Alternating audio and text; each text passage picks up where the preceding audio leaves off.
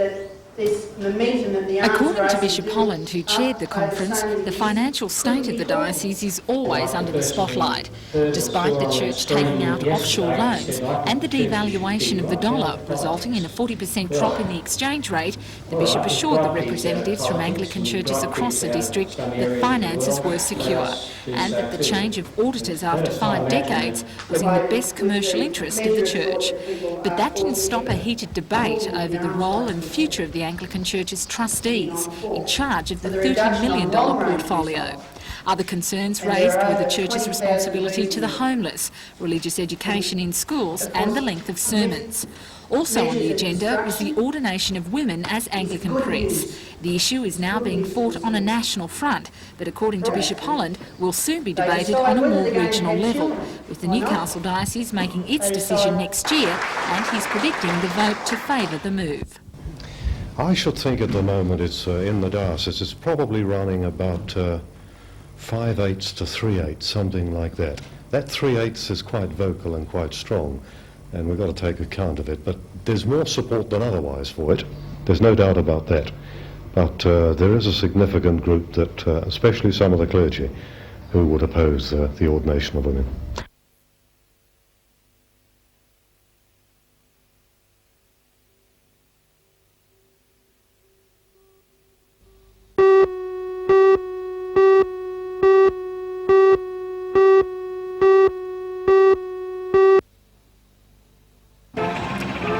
The recent bad weather disappeared today as the birthday festivities got underway at Spears Point Park. Back in 1887, the park was established as a lakeside leisure spot. Now, 100 years later, the site has become one of the most popular destinations on the lake. Today, hundreds of well-wishers turned out for the occasion, including the prized possessions of the MG car clubs. The vehicles brought a colourful display of motoring history to the day. Also celebrating a birthday was the Newcastle Cycleways movement. For the past 10 years, the group has pedalled across most of the district. Following the cycle route from Newcastle to Wallsend and then to Boolaroo, the convoy arrived at the park after a 20-kilometre ride to join in the birthday party. Today also marks the beginning of Bicycle Week across the state, and in this region there's a packed program for the pedalling enthusiast, warming up for the 80-kilometre trek from Dungog to Newcastle next Sunday.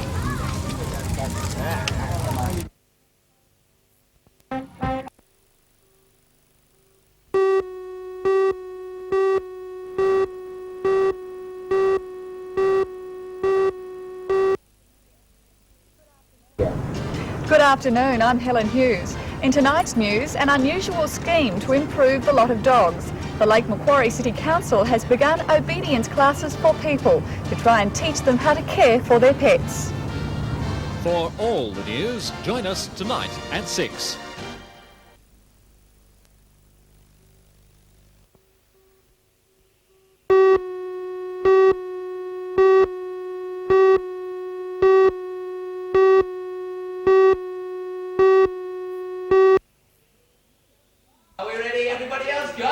With the help of 3 married couples, playwright Alan Ayckbourn exposes the comical myths and absurd habits at Christmas time. Among the cast are some familiar faces, including Brandon Burke, who starred in the recent television series The Harp in the South. Brandon plays opposite Wendy Stralo. Logie Award winner for her role as Sister Judy Loveday in A Country Practice. The play is set in England on the night of Christmas Eve and reveals the forced traditions between friends that sometimes take place every year. I think it's a lot. There's a lot of that in the play, and how it's become a commercial thing. You know, it's more so than what the feeling of Christmas is, because there's only one couple out of the 3 couples who really do the Christmas number. And the others just couldn't be bothered, they've just given up. Because they're the youngest couple who still do the Christmas number. You know, it sort of still means something to them, but the older couples, it's just rubbish. Since leaving the set of A Country Practice 2 years ago, Wendy has dabbled in radio and theatre. She left the program to take a well-deserved rest after 4 years with the show. But it may not be too long before she once again puts on her nursing uniform. Oh, possibly. I mean, I'd love to go back. I'm just about ready to go back now for a while. But she's such a good character. I mean, it would be good to take her back in, or if there was, you know, she came back from overseas having found herself, because that's where she went. Go overseas to find.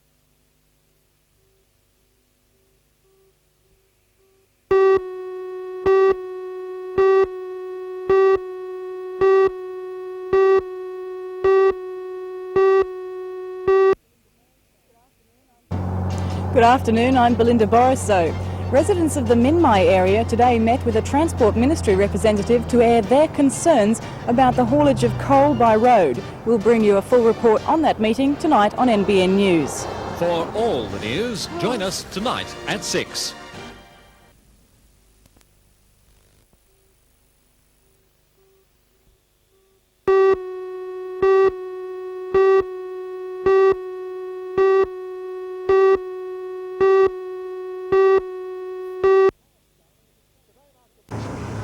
Today marks a milestone in the construction of the Rankin Park Hospital. The last concrete has been poured to form the major slab of the 300-metre-long main services building. For all the news, join us tonight at 6.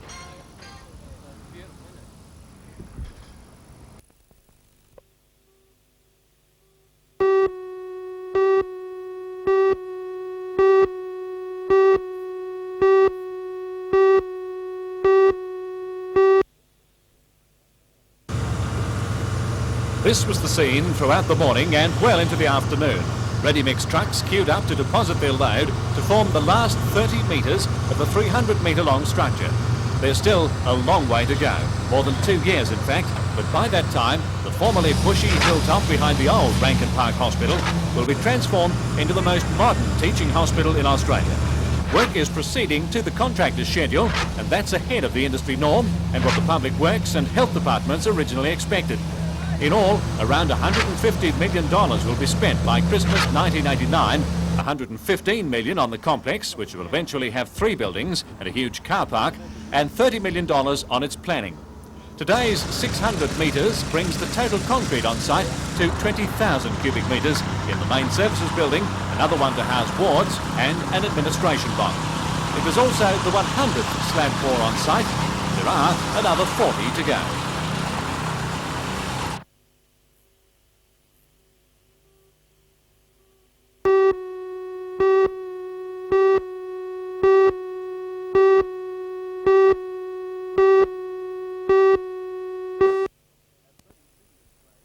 At 32 years of age, John Earl has become one of this region's most sought-after artists. His exhibitions regularly attract willing buyers, perhaps now looking for a hedge against those stock market fluctuations. Local buyers have long been lured by his detailed landscapes of our much-loved coast, with all its natural beauty. This exhibition includes some scenes of Lake Macquarie, after the rain, or Nobbies, a familiar landmark. Bar Beach and Susan Gilmore continue to feature. But now there's a newer and equally exciting surrealistic side to his work. Much of this includes a collage treatment which almost makes you want to touch the paintings and feel their texture. The detail captures the eye, drawing it closer with a myriad of detail.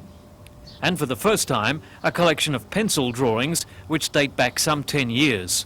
Some have been reworked for this display, but all reflect the time in John's learning curve when he was exploring the surrealism which is now emerging as the prominent force. I like all the landscape painting that I've done over the years, but I personally enjoy the kind of work I'm doing now, because after that period of study I'm now doing work which has more personal, I don't know, something to me, so meaning to me, so it is satisfying like that.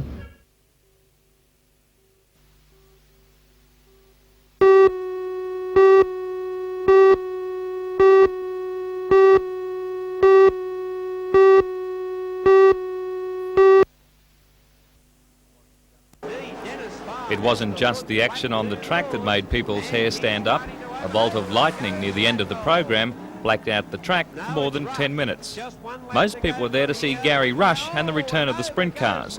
They got more than they bargained for, with Rush dumping his car in spectacular fashion twice. There was a little one last time. Local sedan champion John Pine, back from suspension, blitzed his opposition in both races despite starting from the back. In matter of fact, he's going to hook to the outside. Round the outside goes Pine. Brown inside, Pine outside. Pine put the foot to the floor and scooted away. Pine shot to the lead and said, I've only been kidding. Catch me now. And away he goes. And John Brown back in second place.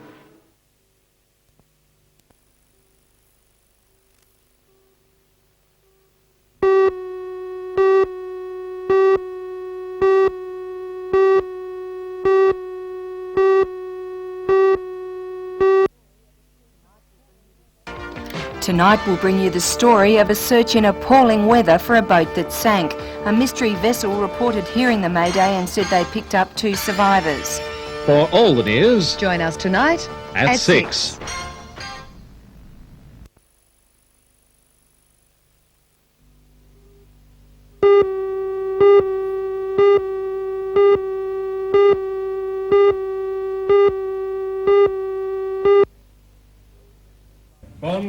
Representatives of the 3 Newcastle-based members, Gninins, Alco Steel and Varley's, held a news conference today to announce their move.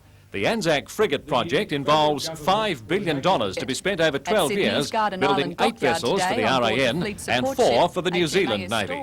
The Newcastle Frigate Company is proposing to build a state-of-the-art facility at a cost of $100 million on the northern end of the former State dockyard site. Gninins, Alco and Varley's, through their own separate consortium, GavEng, have put a proposal to the state government to acquire the dyke end, or southern section, to develop a separate engineering facility. The frigate company proposal envisages a 5,000-tonne capacity shiplift and computerised methods to build modular sections, with fitting out facilities on the eastern wharf. Gninins' Chief General Manager, John Fitzgerald, said that while 1,000 people would be employed directly over the 12 years of the project, it would leave Newcastle with an ongoing refitting facility for electronics and weaponry, which would also have export potential in naval work. An overseas design company for the frigates will be chosen soon, with a final decision on its construction partner finalised in early 1989.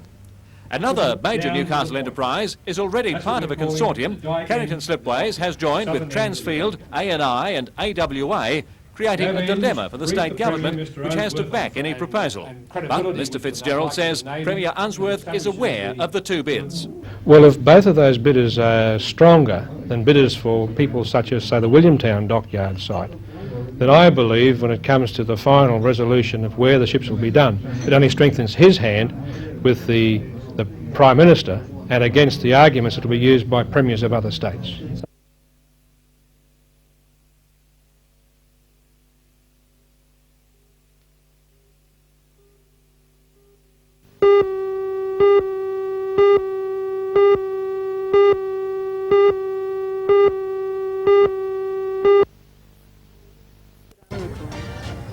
Good afternoon, I'm Belinda Borissow. This railway gatekeeper's cottage at Scone is one of only 2 remaining on the Great Northern Line. It was built in 1875 and the SRA wants to demolish it. We'll bring you a report on that tonight. For all the news, join us tonight at 6.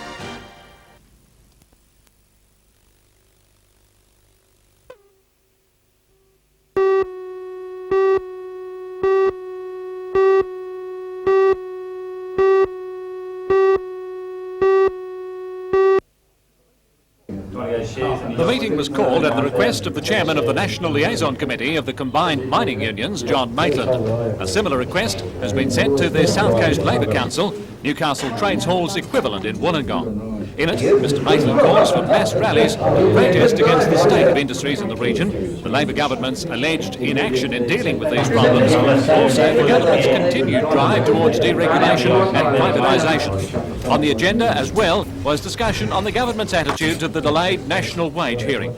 No statement was forthcoming following the meeting. Mr Maitland did say beforehand that the Miners' Federation would be prepared to walk out and lead the protest. The mining industry in New South Wales is centred around the big regional cities of Newcastle, Wollongong and Lithgow, and we see not only problems in the mining industry but also problems in the steel industry and other industries in those regions. I think it's pretty important that the focus of politicians and the community isn't just simply on the problems of the coal mining industry. It should be broadened right out so that people can understand that all industries in these regional areas are suffering from the current downturn that we have in the economy. Are you looking for definite...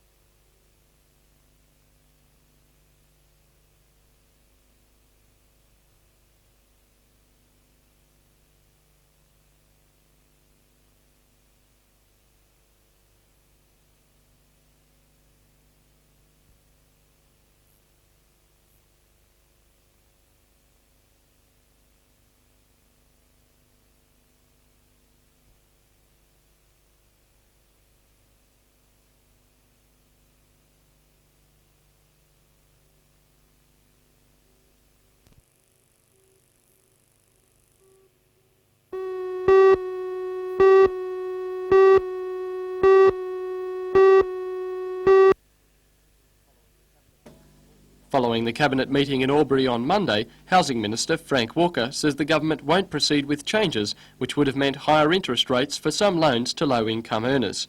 These interest rate increases were to apply for borrowers from October the 1st. However, they now have a choice. They can either opt for the old low interest rate scheme or the new high interest rate scheme when it suits them. Despite the government's announcement, the state-concerned low-income homeowners group won't rest until they have it in writing. We asked on behalf of the ALP would they give it to us in writing. He said the ALP will not give you this in writing. Mr Lawton also believes Mr Walker is looking for election votes. He says Mr Walker's assurance that the scheme won't change again while he has the Housing Ministry portfolio is a ploy. A spokesman for Mr Walker admits an election is coming up and if people want to retain government guarantees, they should vote the government back in. Mr Lawton says similar guarantees have been made by the Liberals and the Democrats.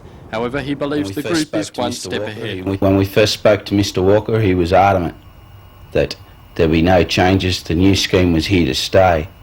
1 week later, he's reverted the scheme, but we haven't got any assurances that they won't change the scheme again. Now, if we feel that if they can change the scheme in midstream once, what's to stop them from changing the scheme in midstream twice?